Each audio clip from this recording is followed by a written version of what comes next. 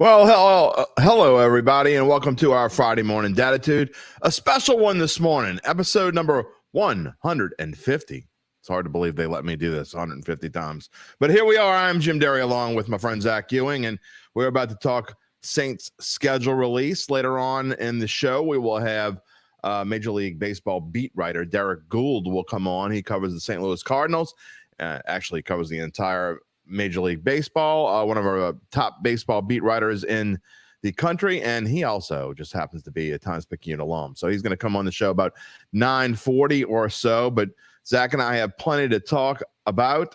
Jerry's with us already. Zach, he says hello. What's up, Jerry? So, you know, he was going to be with us. He's always with us. Always there by our side is our friend Jerry, and Trav 504 is along for the ride as well. Every Friday morning we do this. Let's talk a little bit about it. First, before we get into it, let's show what our topics are. Kind of alluded to it already. Saints schedule is out, 2023. Zach has a lot of optimism. I have some optimism, but we're definitely going to talk about after we've seen the schedule now. You know, we talked about on Bayou Bets yesterday. We knew the opponents and we knew some of the dates, but we didn't know all of them. Now that we know the dates, there are some pitfalls that I see we're going to get to throughout the show, as Zach and I are going to talk about that. We're also going to talk about the week one lines. Those are out. Interesting lines out already. And then again, in baseball, we will talk about it with Derrick, new rules in Major League Baseball, biggest surprises, potential risers, all those good stuff that's coming up on the show later on. Zach, what's going on this morning? Oh, not too much. I'm trying to track this golf tournament, but it might be my worst week of golf betting of the season so far. So I might give up on it too. You got KH Lee in there? I don't have KH Lee. I faded him, but I also faded Scotty, thinking, oh, maybe he's looking ahead to the PGA. He's only 10 under. Yeah, he's right there, and it's looking like he's stalking. So just another Friday. One more Friday with the kids in school, by the way. So don't remind me. You know, I'm going to get into that in my monologue for sure. By the way, anyone who's watching after we do this show, I put it together and I add my monologue. Though I'll be rambling all over the place in my monologue this morning. So make sure you catch that. I'm sure that's a great sell wherever you find your podcast. It's true. Wherever you find your podcast. I don't know what my closing song is going to be today. We'll have to figure that out as we go along.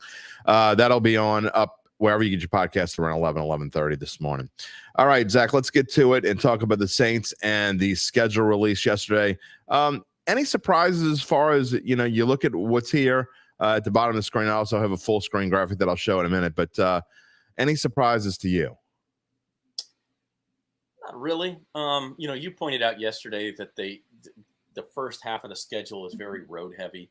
I think it's 4 of the first 6 games and 7 of the first 10 games are road games. Of course, the flip side of that is you're spending December in the Dome, which, for a team that is not used to playing in cold weather, there are no cold weather games on here. Your only outdoor game after after October 8th, your only outdoor game is New Year's Eve in Tampa Bay. I guess I didn't realize that until looking at it right now. I didn't either, to be honest. Yeah, that may be a plus. I think it's set up for success, but like Trav is saying down there, I don't think you can count any chickens, right? Like I guess you never count chickens with this team. Yeah, yes, yesterday on Bayou Bets, I said I was really optimistic, and I guess I need to explain. I'm not optimistic that this is a Super Bowl winner. I don't think they're in the top tier of the NFL. I don't think they're the Eagles, the Chiefs, 49ers, Bills, Bengals, that tier. But I do think they may be the tier below that. And against this schedule, there's no reason that shouldn't mean 11-6 or better. I just, you look at, okay, let's say after week 12, after they go to Atlanta, they're 6-5. They could finish 11-6. I mean, that schedule is soft to finish. Yeah. I don't disagree with that at all, that part of it at all. It makes me a little nervous. And Jeff Duncan, wrote a column yesterday right after the schedule was released and was talking about, his easiest games and his hardest games and all this. And one of the easiest games he has is at Carolina in week 2.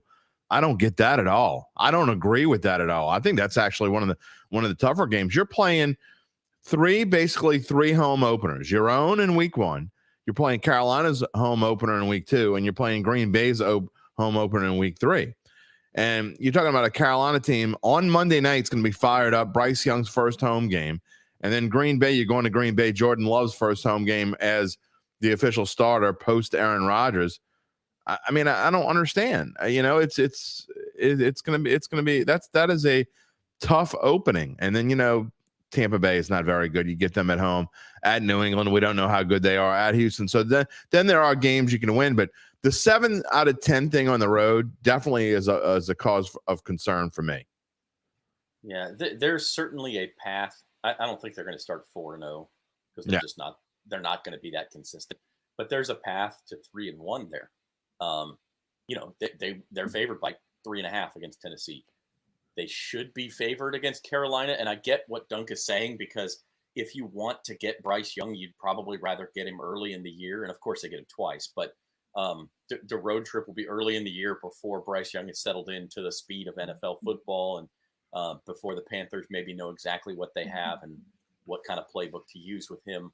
Now, everything you read about Bryce Young says the guy is as pro ready as a prospect could be, but they said the same thing about Trevor Lawrence, and it takes time. And so I do get, if you get him early, you're probably favored in that game. I don't know that they'll be favored at Green Bay. We'll see. It'll depend on how the first 2 weeks will do. And then you'll be favored against Tampa Bay. So if you could go 3-1 in those games, yeah, I think there'd be a lot of optimism. And then you have some margin for error. If you lose at New England, or you lose to Jacksonville, or you lose at Minnesota, I mean, no problem, because you've built up some wins, and you could still get to that 6-5, 7-4 mark going into your kind of easier closing stretch. Jim Derry here, along with Zach Ewing. Dattitude episode number 150. If you're just joining us, so it's a special moment for us here at Dattitude to make it to 150 episodes. If you would have told me the over under on this show was going to be 50, I'd have been waffling back and forth. I don't know if we would have made it, but we've made it. So we've kept going. So we're going to be kind of hit or miss over the summer as we take a little break coming up. We are going to try to get have some really good guests for you over the summer and see what happens. And we'll be on a few times in June, but this is going to be the last show of the month of May for sure, as we take a break next week, and then Memorial Day weekend, the weekend after that. And we'll be back in June for sure.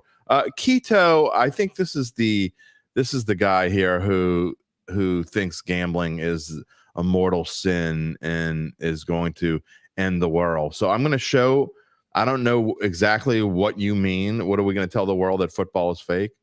Is he talking about the scripted thing? Like the Saints riffed on in their schedule release video yesterday? I'm not sure what he's talking about, to be honest, but I don't think any of us are saying football. Gambling would be a lot easier. No kidding. We'd make a lot of money, wouldn't we? I mean, I certainly wouldn't be happy about a 54% win rate in my NFL picks column if it was scripted and I got 46% wrong. That wouldn't be a good thing. I don't think I'd be the right person for this job. Yeah. I mean, I got to get the script for sure. You talk about the end of the schedule and what the easier, we just don't know how good some of these teams are. I mean, a lot of people are predicting that Atlanta is going to be much better this year. Desmond Ridder, by the time the Saints get to Desmond Ridder in week 12, he will have had 10, 11 games under his belt. And that's a big deal to me. And then, so to me, a lot of people are saying, I think Carolina is the second best team in the division. However, most of the talking heads and the sports books think that Atlanta is going to give the Saints a run for their money. So, you talk about the NFL doing schedule things a certain way. You get Atlanta twice there in the last, 7 weeks. And there's a reason for that. The NFL thinks that Atlanta and the Saints are going to be jockeying back and forth. And those games could loom huge towards the end of the season, Zach. Can you imagine, what is that, January 7th or whatever it'll be in the Dome, NFC South on the line, the Falcons in town. I need my earplugs right now just thinking about it. A game that means something in January? I know. Look, it's hard. It's a hard division to predict, other than I don't think it's going to be very good. But the Saints are not the only team that has an easy schedule. Everybody gets the AFC South. Everybody gets the NFC North, which is kind of cycling down. So everybody's going to have an opportunity to rack up some wins. Now, the teams you play in the other divisions, the other 3 games are different. Tampa Bay won the division, so they've got to play Buffalo and Dallas, and I guess San Francisco. While everybody else has something easy, but we don't think the Bucs will be any good anyway. Like, if I'm honest, I think the Bucs may have a chance at Caleb Williams. Yeah, I think the Bucs are clearly the worst team in the league. Yeah, like you could be looking at Bryce Young and Caleb Williams in this division. Yeah. For the foreseeable. I think that's absolutely a possibility because they're going to have a lot of changes after the season's over as well. And you're talking about this whole quarterback scene could look different in this division come next year. You're talking about 4 guys who, over the course of 2 seasons or 2.5 seasons, really, could all be new. And one of those guys. Talk about Desmond Ridder. I'm sorry, Jim. You talk about Desmond Ridder. My point on that was if he is not considerably better by week 12, it'll be Taylor Heineke. I don't think Desmond Ridder will start that game if he doesn't show some improvement. Because Taylor Heineke can win games. He's shown that. There's no question. But, he's been hit or miss as well for the Commanders over the course of his career. All right. That kind of segues into one thing we want to show. We want to promo here on our Bayou Bet show on Mondays and Thursdays. Zach is going to be having a weekly conversation with Saints quarterback Derek Carr. He's known Derek Carr for quite a while since he was in high school. Covered him back in high school. That shows Zach's starting to get a little bit older now. He's got some gray hair. 16 years ago. Yeah. So there you go. But we have a little intro conversation that we cut a clip from that we want to show you that we're going to have again every week on the Bayou Bet show. Zach and Derek just chatting it up. Here you go. Here's a little clip.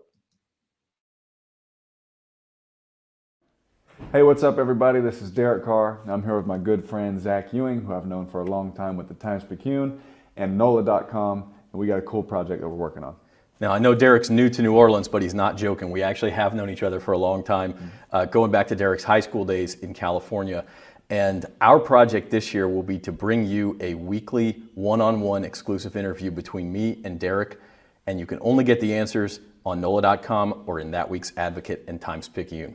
So, Derek, the idea of this is we get to ask you all tough questions. We get to ask you some easy questions. We'll ask you whatever we want, and hopefully the answers will be a little bit more in depth than they would be in a press conference setting. So let's get started. Let's do a little preseason Q&A here. Yep.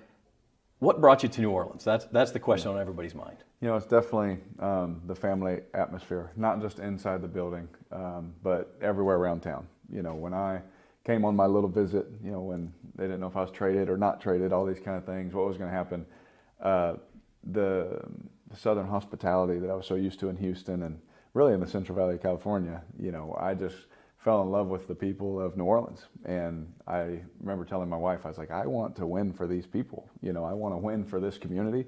And I fell in love. That's convenient because that's what the people want too. So you're at a little bit of a crossroads in your career. I don't know that you thought you'd be with a new team even a year ago. So this is different. How have you adjusted and what are you really focused on in the offseason? Well, it has been new. I did not ever think this day would come, but it happens. It's professional football, it's professional sports. It happens, and what an amazing situation that I was able to be a part of here. And to be a part of this team. Although when I walk and I look down and there's gold on the ground, I think I'm in the wrong place. I'm getting used to the gold. It's always been silver and black for me, but I think it was just the team. Just taking me in and saying, just be you. I get to come in here and I don't have to create a culture. The culture's been created here for the last 20 years. I get to come in and just step in and just be myself and try and be a great teammate and help serve any way that I can. Zach, what did you get out of that? And, you probably hadn't talked to him in quite a while, but what is your sense of, Derek? I sense Derek Carr is just a genuine guy, kind of. We talked about it on Bayou Bets yesterday. It just kind of fits the mold of what the Saints are hoping to have at quarterback, and really just their mold for every position, really. And I think he's going to bring a lot to this team. Yeah, I mean, Derek hasn't changed. Like that's really what I took out of it. The guy is the last time I talked to him in person was probably 7 years ago. I used to go up to Oakland and cover some Raiders games when I was in Bakersfield, and would talk to him after the game briefly. So, he's as genuine as ever. He wants to be a good guy. He wants to be known as a good guy. It's important to him. One thing I actually learned on Wednesday when I was down there is he takes Thursdays. He tries to take Thursdays off for his family as completely as he can. He wants all media obligations to be loaded up on him on Wednesday.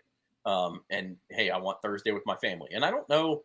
I guess I don't know how that compares to a normal NFL quarterback, or if they prefer it spread out, or if they're in the facility every day.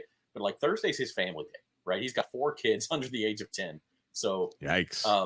The guys, he's kind of what you see is what you get, and that whole family is like that. They're good people, and I don't. It's hard to say that fame has really changed him at all. I got 2 under the age of 12. And that's about as much as I can handle. So I know you understand that. I mean, I don't know how you do it. Well, you survive every day is how you. I guess it's easier when you're a multimillionaire. So that I'll say. Well, so what day are you going to be meeting with him every week, and what's the schedule for when we'll hear the conversation? So the way it's going to work as of right now, what everyone's agreed to is that this one was on video, this intro. The rest of them will likely not be on video, or at least not most of them. And so it'll be a Q&A kind of transcript that I'll go down and talk to him on a Wednesday, and we'll publish that probably the Friday before games. If the Saints play on Thursday, which we know they do twice this year, then we'll rush it in and get it in Thursday morning's paper. But that's sort of the plan right now, and it may evolve. We're not starting it back up again until the preseason, and so it may evolve between now and then. Last 5 or 10 minutes or so with Zach here this morning as we talk about the Saints and the Week 1 lines. You know, one thing you just brought up is Jerry says he's got the Saints winning 10-plus games this year. That means you like the over 9.5. I'm not quite ready to say whether I like the over 9.5 this morning. Chris says, good morning. Thank God it's Friday. I'm with you on that. And soon, though, Zach, in about 8 weeks or so, I mean, Friday won't mean much to us. We'll be just rolling through the weekend. It won't be that long before our weekends don't really mean much. Yeah, well, I was looking yesterday because you kind of get excited with the schedule like everybody. It's 17 weeks to the NFL season, right? Which means it's 16 weeks to college football season, which means it's about 10 weeks until we got to start working on stuff. Pretty much 6-7 days a week. So. I get started on the over under stuff. I do this big and did it last year. We did over under videos for every team. We'll see how that's going to go this year.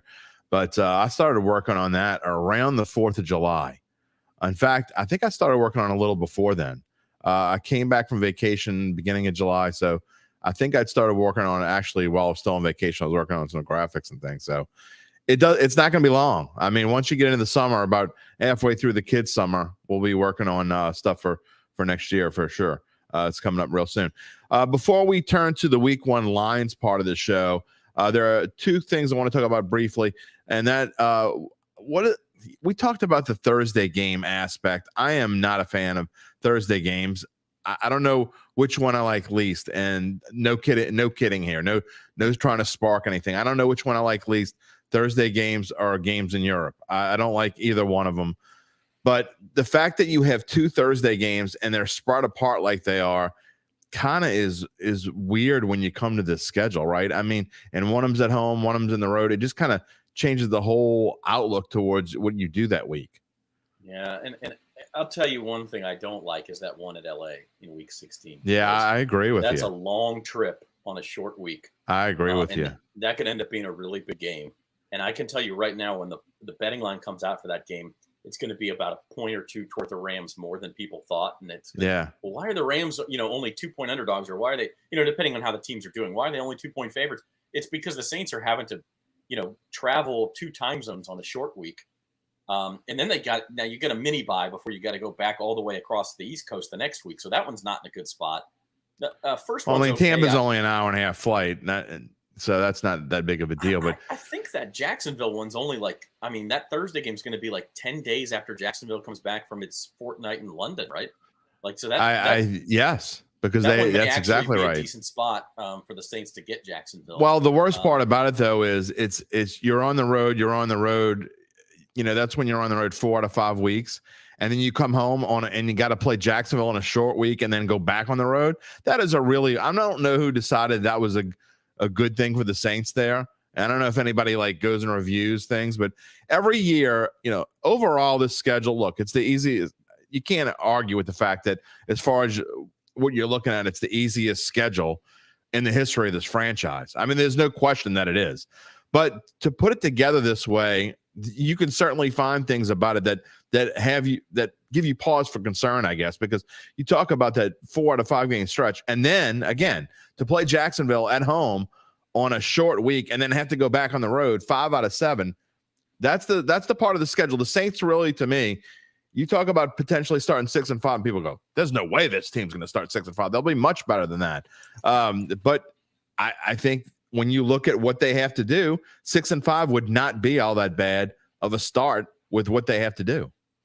No, I mean, I think 7-4 is the goal, and 6-5 is okay.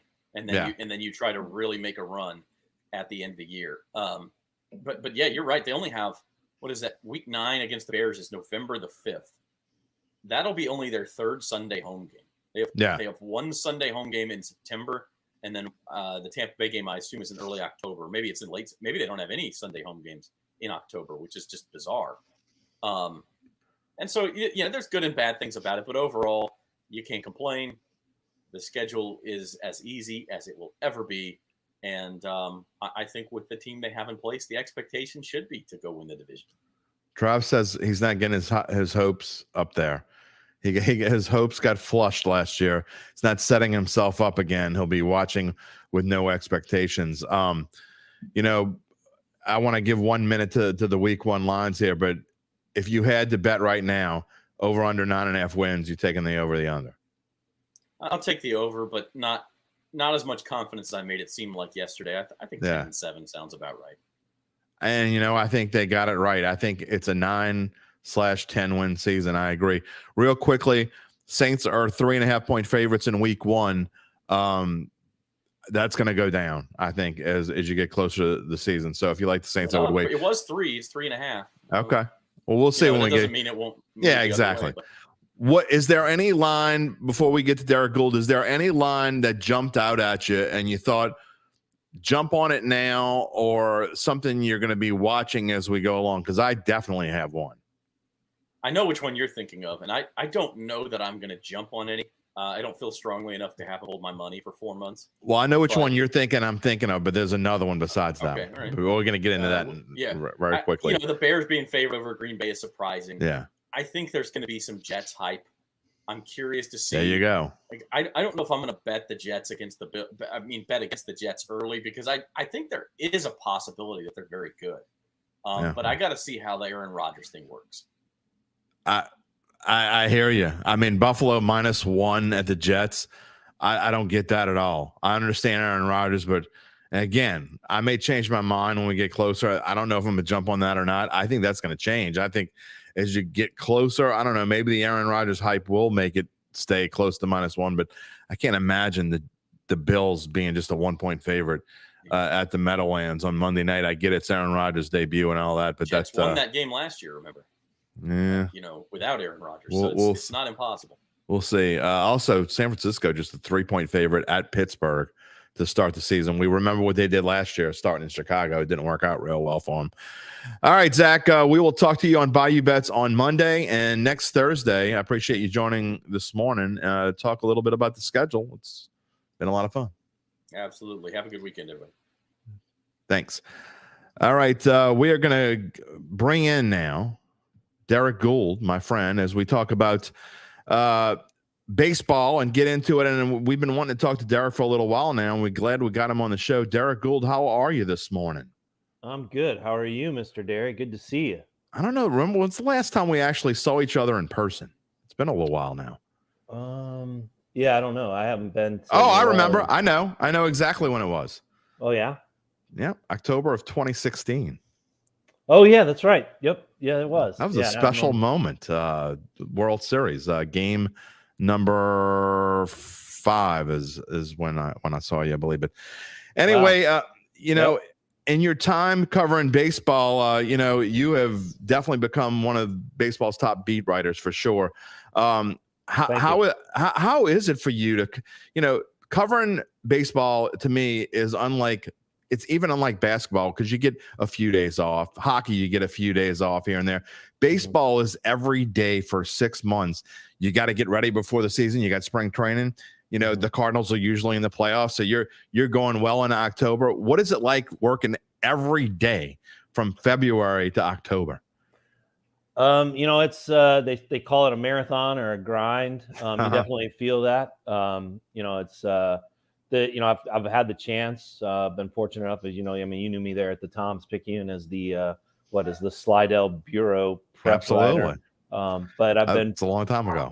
Yeah, I've been fortunate since then to cover the NBA and the NHL, and then baseball now for 20 seasons. So.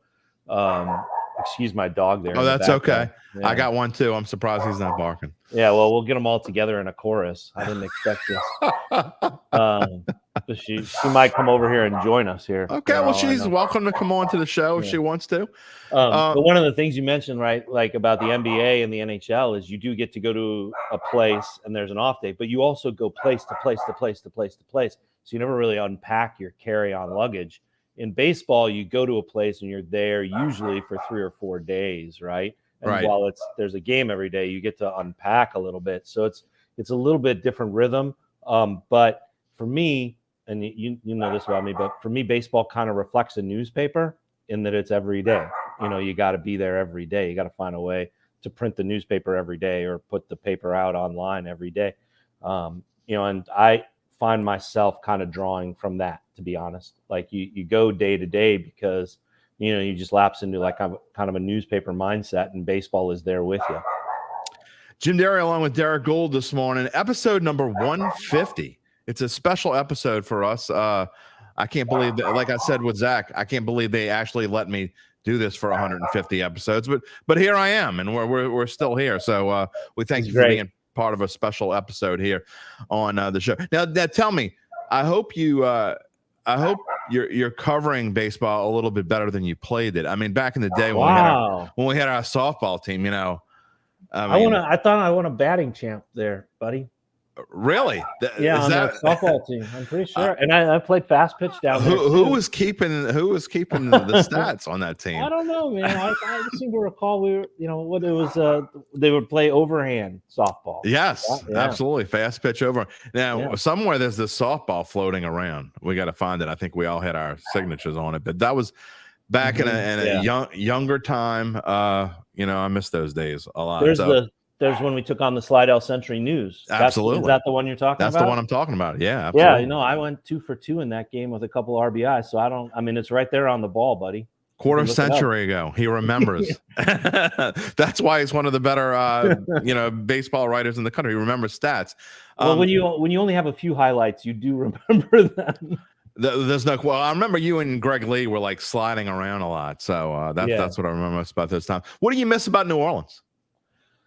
Wow, a lot. I mean, I loved my time when I got to live in New Orleans. Lived in the city there for not as long as I would have liked. I loved.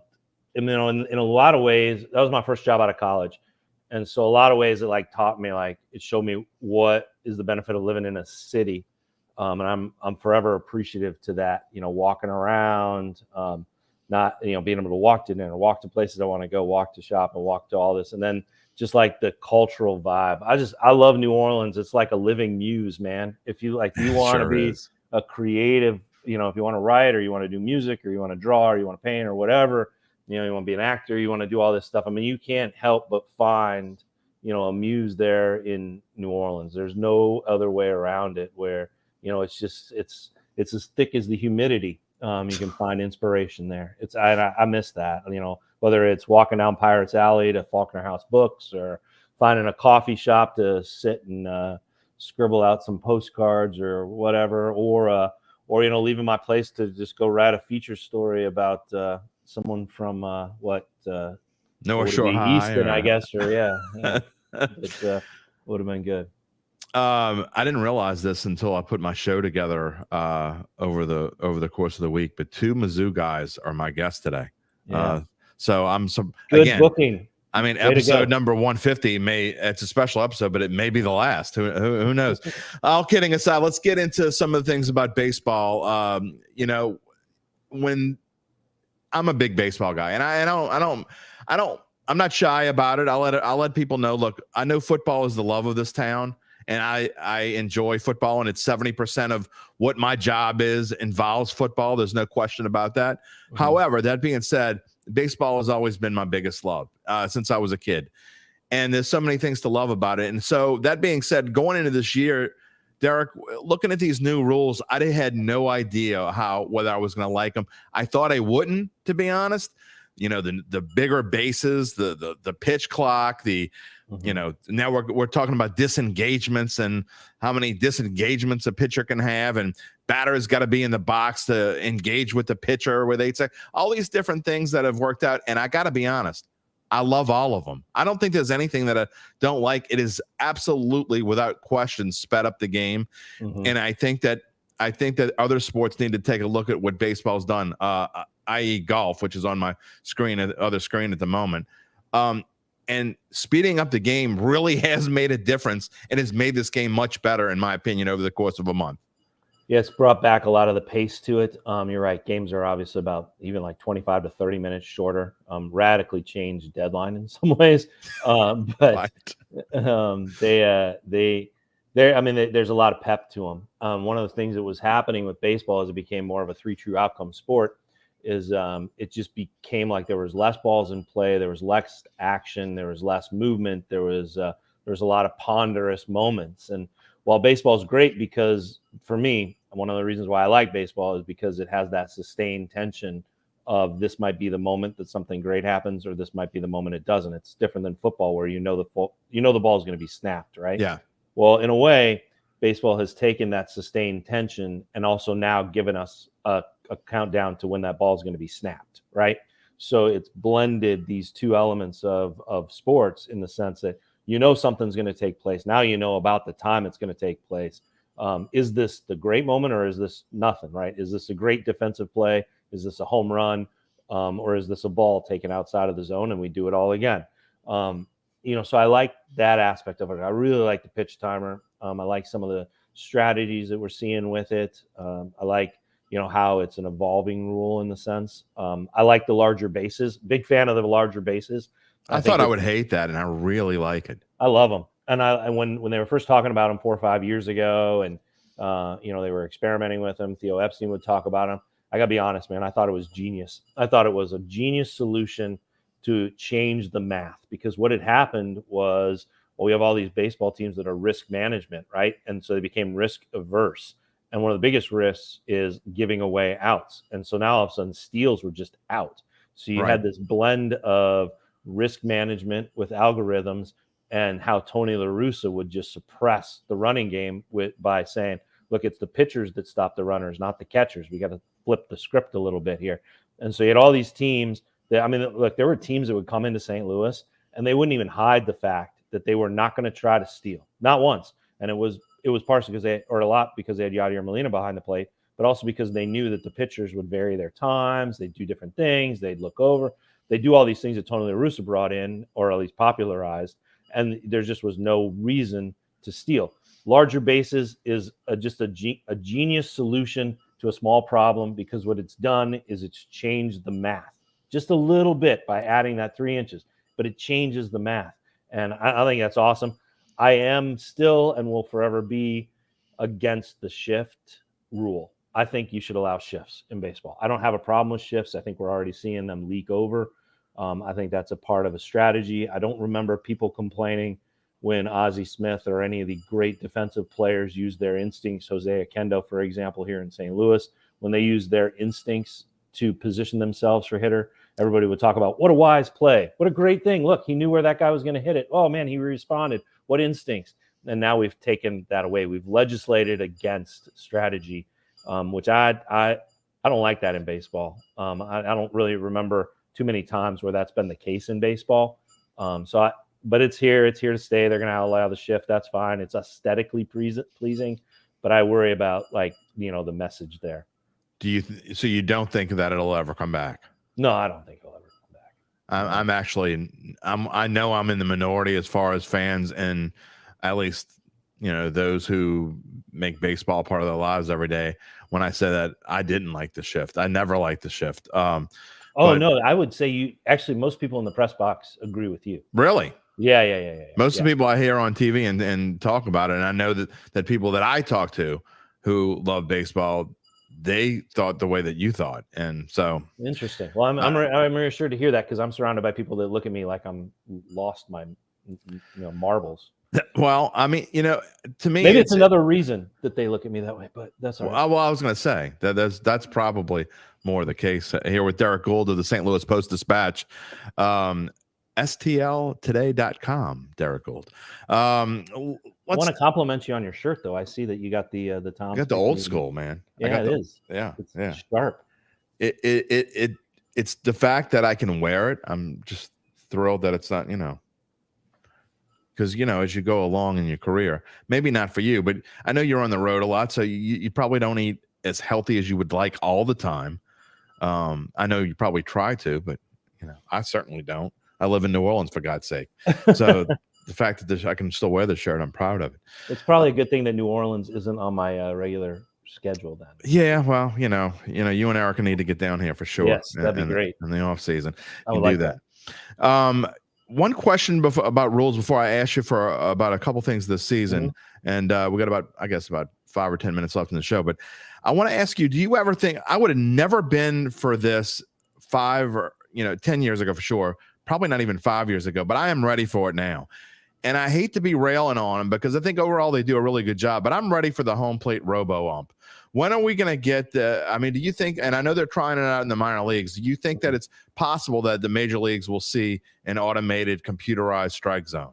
Yes. I think that's coming. I think it's not exactly maybe as most people think. And so let me I actually think a lot about this and talk to a lot of people about it, and was there in Florida. This about it might have been 2020 before everything shut down, where there was a test drive at Roger Dean Stadium with some of the veteran players. So Nolan Arenado, Paul Goldschmidt, they were all out there, and they were working with what's called the ABS, automated balls and strikes. So the ABS system, one of the things for Major League Baseball is that they didn't see the reason, and I completely get this, that to introduce it unless it was foolproof, right? Because as frustrating as people get with umpires, they're still better than like a fielding percentage, right? So they're calling. If you hundreds say so. Well, I mean, you do the study on it. I mean, even like the ump trackers online, you rarely see one that is like 85%, right? Where they're calling. Fair enough. They're usually, if you're in a grading scale, they're usually in the A's, right? You're in the 94 to 98. So if you can't get a computer to do better than that, right? Then why have it? Right. Because you need a computer to be 100%, the automated, right? That's the goal. Right. So they needed to get the technology there. And I know that a lot Derrick froze up on us a little bit. of folks were like, well, that's wrong. And one of the things that we went to we looked at is like there was a ball straight down the middle, and the ump called it a strike, and the Fox track called it a ball. And they're like, something got in the way of the camera, and it was like a hot dog wrapper or something like that. And it was like the ump got it right, but everybody at home is screaming, going, "Wait a minute, what? That was a ball!" Right. So anyway, so it had to be foolproof, and it had to be better than what the tech was at the time. The other thing that's happening, and this is key, and I'd like to get your feedback on this, is it's going to be a challenge system, most likely. It's not going to be like where the ABS is calling the balls and strikes every pitch. It's going to be a case where the way they're running it now in Florida is it's a challenge system where the batter or the catcher can challenge, and it's a simple move. If ball over the plate, catcher goes, ump calls it a ball, catcher thinks it's a strike, he goes like this, and then over the speaker you hear ABS go strike, and it changes. Interesting. And that way it's not. So you would have you would have a certain number per bat, or how would that work? You would have one per bat. And then the hitter can choose when to use it. Obviously you wouldn't use it early on account unless you think it's egregious. But they've tested this out for the concern that it would slow games down and all that. Uh-huh. And it hasn't. And you can actually look some of these up, I think, on YouTube in the Florida State League where they ran it. And some of them are fantastic, where you see a breaking ball that, you know, is called a strike on a hitter, and the ump calls him out, and the batter just stands there, puts his hand on his helmet, and you hear ABS come over the plate, ball, and he takes his base. And I mean, it's and the crowd reacts and everything like that. It has the potential to be pretty streamlined and kind of cool. I would have a couple concerns with this. First off, you know, we've done a lot over the course of the past few years with replay that I think has helped relations between managers and umpires and even players and umpires, which I think was needed in the Bobby Cox days. Let's just put it that way.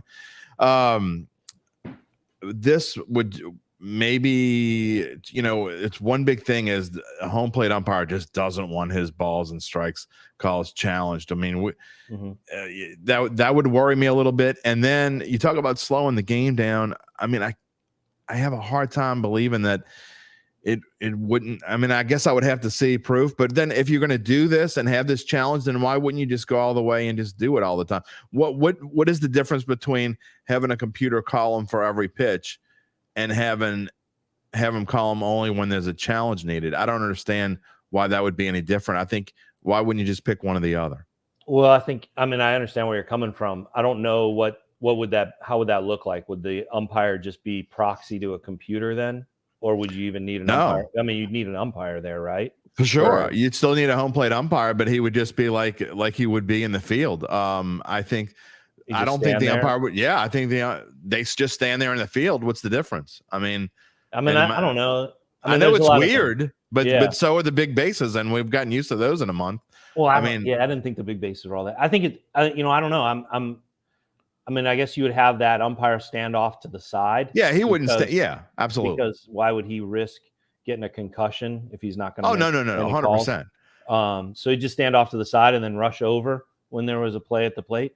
I think we'd all get used to that. I think most of it is just like the timing of it, right? And the fact that like the umps don't get like 8 out of 10 wrong. You know, for the most. I don't disagree with that. The average ump still gets 8 out of 10 right. That's not a good percentage, though. It's not, but it's. I mean, I'm just saying, like, all right. I'm saying that's the least. I'm not saying. I guess I spoke wrong. That's the least that they get right. Right? They might miss on 2 every 10, but now you have a challenge, and now it's over. So why would you slow the game down with that intermediary? I don't know if it's because they think this is coming one day, and it's in their subconscious, because obviously they're not going to do this on purpose. But and you can tell me if you think I'm wrong, but I think over the course of the last 5 years, balls and strikes calls have been gotten progressively worse. And I know that they made a concerted effort to expand the strike zone a little bit when they talked about, we're going to call strike zone a little bit higher than it was before. Yeah. Or whatever it was. And I think since then, and, we didn't want these personalized strike zone. Everybody's got to, first of all, they're humans. You can't change that part of it. They're all going to have personalized strike zones. Right. But I think we've seen over the course of the past 5 years, because they've tried to expand these strike zones, they've got progressively worse. Whereas we're seeing pitches that are 5 and 6 inches outside being called strikes. And I think we see more strikes called than balls being called when it's a strike. But it's just, I don't know if it's the umpires know that this is coming one day, but it's certainly different and it's getting worse. And I guess either go to the computer or go back to telling the umps, you know what, call it the way that you think that it is. But something's got to change. It's getting, every year it gets worse. And I'm not just saying that it's worse from last year. And I thought last year was bad. So, I mean, that's where I'm at. No, and I hear where you're coming from. I think there's a couple things happen. I think we're more aware of it, right? And also, I think there are more studies done, and it's more public. I think what the ump grades on Twitter, the framing grades, all the analytics with StatCast, all that stuff, they're all available. And I think they do a great job of it, where where fans can have access to that. And apparently, Apparently, my dog. Oh, well, he doesn't. Yeah, your dog doesn't like the strike calls either. No. But I understand where you're coming from. I think it's awareness mostly, right? That has added to the sense that, like, gosh, the strike zone or strike balls and strikes are so much, are not called like they were 10 years ago. No, I think we just know more about them and we're able to measure them. Right. To your point about, like, they're graded on this, right? There is umpires do get grades on this. They are alerted when, like, they miss a key pitch or any pitch. And while that's done privately, and I know their fans are like, well, where's the accountability? Why don't some of the umps who struggle with it get that grade that you struggled with it? Why don't you then stop seeing that ump behind the plate? That's fair. That's a fair discussion. You don't see them in the postseason too much, right? Yeah. Like, there's some of that grading that goes on. But Major League Baseball does have an evaluation process. And I actually think you've seen umps adjust to replay fantastically. And you see them make the calls quickly. I agree with that as well. Knowing that they have replay as a backup. And I think the ABS would be similar to that. It would clean up some of that because they would know that they have Hawkman over there, or whatever it is, Hawkman. There's a comic book reference. Hawkeye over their shoulder, or whatever radar system is used to track that. I think you would see an adjustment there that actually would be beneficial. You've always been a Marvel kind of guy, haven't you? Yeah, but then I had my chance and I made an accidental DC reference. I'm very disappointed. Okay, well, and by the way, that's the name of my dog, actually, Marvel. Is it really? Yeah. For those who don't know, and probably most of you, I mean, Derrick Goold is not just an outstanding writer. The man can draw. I mean, he is got his inner Walt Handelsman in there somewhere. I mean, that comes out. You are fantastic at that, by the way. And in the fact that I'm giving you all these compliments in the matter of a half an hour, it's really kind of hurting me inside. So I know. But you can always claim you knew me when and tell the truth. I absolutely did. But before we let you go, I do want to talk about. I want to spend a couple minutes on. Maybe you can give me a couple your biggest surprises so far, and I want to ask you about maybe your biggest surprises that you think are to come. Obviously, your Cardinals aren't playing as well as many people expected. I know it's kind of a transition year in St. Louis. My Cubs, I guess overall they're playing better than a lot of people projected, although they've had a kind of a rough week and a half or so, especially against the Cardinals, losing the first two of that series. I didn't realize Cardinals were 0-11 in series opening games before the Cubs said, you know what, we'll help you out a little bit. But the ever courteous Cubs, so thoughtful, such great hosts. They really are. I mean, they don't call it the friendly confines for nothing. What are your biggest surprises so far? Obviously the Rays have had just an incredible start, but overall, and it doesn't even have to be a team, just in general, what have you seen that surprises you? I mean, the biggest surprise is the Cardinals are off to their worst start in 116 years. That's a shame. That's by far the biggest surprise. You mentioned that it was a transition year. I mean, I guess I'm not sure. They expect to contend. Pitching staff. But that was. They would not agree with that. Much as we would say that, and I would totally agree with you that they left themselves exposed on the pitching staff and try to write about it all year. They were lacking innings. They felt like that they were going to get better from this pitching group. And they should be, to be candid, the division shouldn't be close. I mean, when you look at the rosters and you look at where things are going, the Brewers have been better, but they still have some decisions to make with their pitching staff and whether or not they're going to keep their starters. This division should have been a coronation season for the Cardinals. I agree. And it's not. And not only is it not that in the sense that they are being challenged, is that they're way, way out of it. They're 10 games out at the end of April. That is the biggest surprise. That, you could throw in the Yankees. The fact that the Yankees and Cardinals are both in last place is remarkable this early. That'll change, obviously, but both teams had high hopes. Both teams had World Series aspirations. And for me, the biggest surprise is just how poorly the Cardinals have played and how long their losing took place. On the other end, I think the Rays are fantastic. And the fact that all of the teams in that division have winning records. Even the Orioles. Yeah.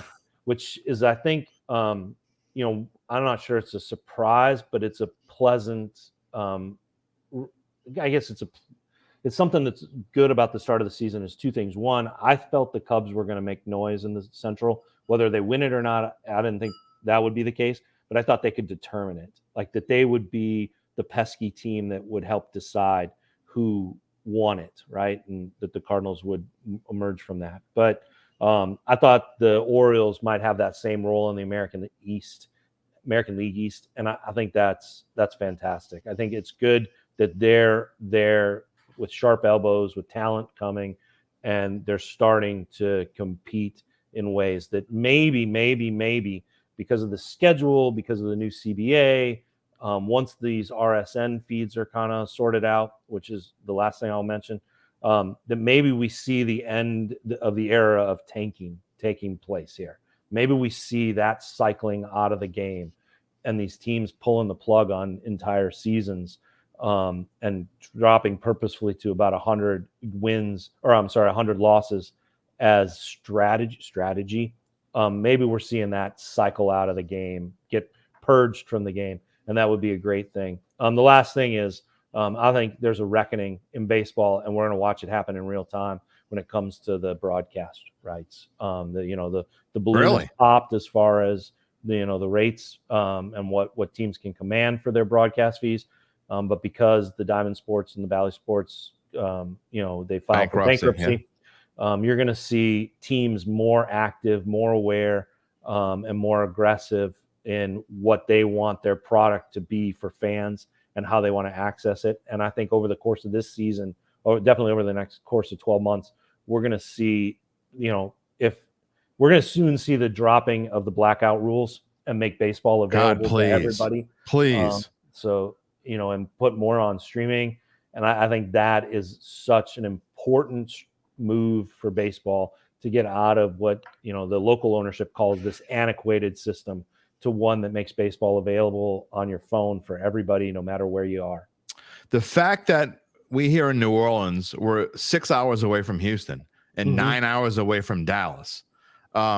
It's one thing for the Rangers, because at least if you have the Bally Sports app, you can watch the Rangers. But we have no access to the Houston Astros whatsoever. And there are tons of Astros fans here in New Orleans. And next week the Cubs are playing in Houston. I can't watch the Cubs next week. It's absurd. So that is probably my number one complaint with baseball as it is. I mean, I've gotten MLB TV for, I don't know, 15, 16, however long it's been now. But I can't watch the Cubs if they're playing in Houston, and I can't watch the Astros at all. So, yeah. I mean, I think that's going to change. Ownership here in St. Louis, among the first, when I asked them, and they were blunt about it, they said that has to change. That has to be an outcome of this kind of reckoning that is going on right now. That has to be a move. Now, some other teams are they may want to push back on it, if they own their own network already. But Major League Baseball wants to move in that direction, make baseball available for everybody. The state of Iowa is in this weird spot where they can't get anything.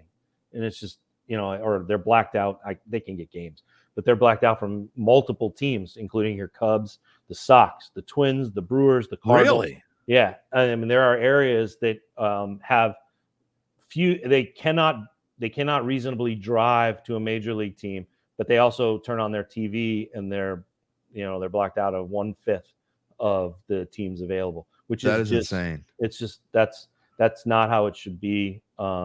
Baseball should be available there. The tech is there, the streaming is there, and obviously the interest is there.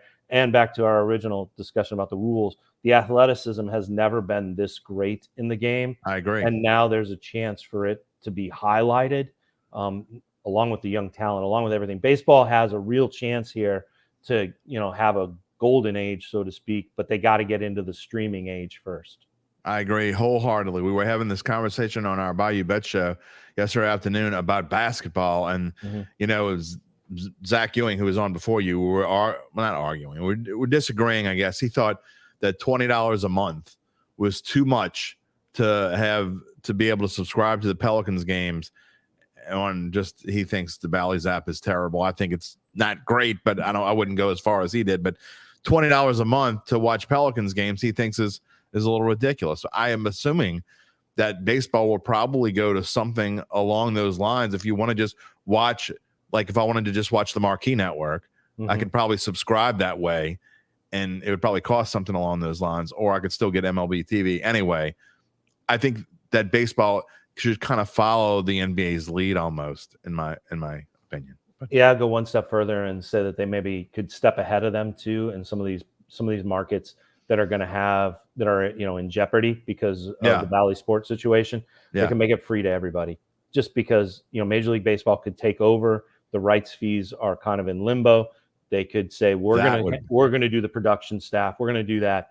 And we're going to do it for a team like the Padres, who are now available for everybody. Or we're going to do it for a team that could really use kind of the jolt of a larger audience. We're going to do it for the Rays. Now all Rays games available. You have this. Interesting. You have the MLB app on your phone.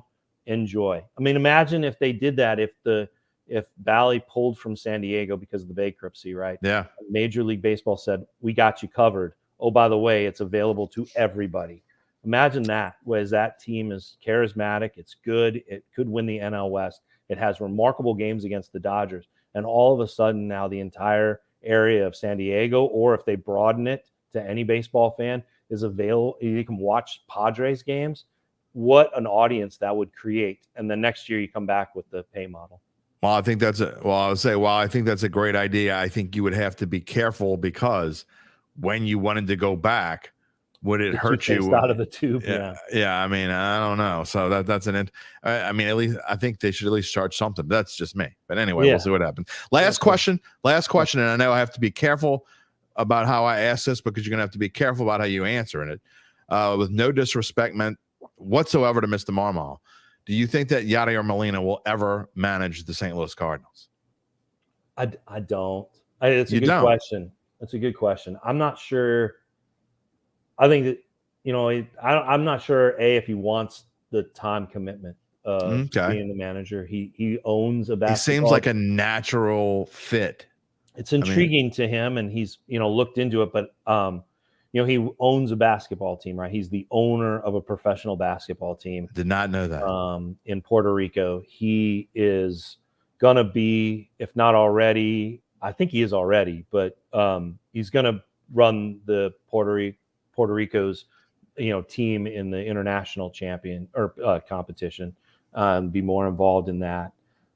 He did manage this past winter in Venezuela with a winter team, and he got ejected quite a bit, and then was urged, because he managed he was urged not to get ejected during the World Baseball Classic when he was the manager for Puerto Rico's team. So I think being involved in that is really important to him. Yeah. I don't know. We talk a lot about this, and there's something about the fact that it might be more likely for him to manage against the Cardinals if somebody takes that chance than manage for the Cardinals. But we'll see. A lot of folks want him in the dugout, want Albert Pujols in the dugout, want Adam Wainwright to stick around. And when I talk to these guys, they feel like, they've given 20 plus years of every summer to baseball. And, Albert Pujols is like, I'd like to travel, I'd like to go see the world I'd like to go see Europe in July. Never got a chance to see that. Adam Wainwright has plans to run a farm, which isn't exactly possible if he's gone the entire month. My mother always said I should have been a farmer. Yeah. Well, he's got a great plan, but it's long to explain. But it has a charitable aspect to it. So, I don't know if Molina, the time commitment is one that I know he is aware that he'd have to figure out. That he can't.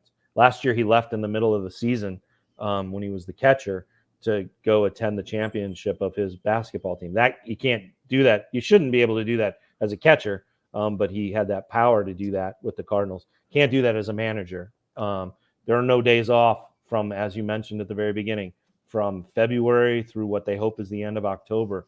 And you got to be willing to make that time commitment. And it's not just the title that you get. It's all the responsibility and all the hours, and also having to deal with the media all the time. that you have to factor in there.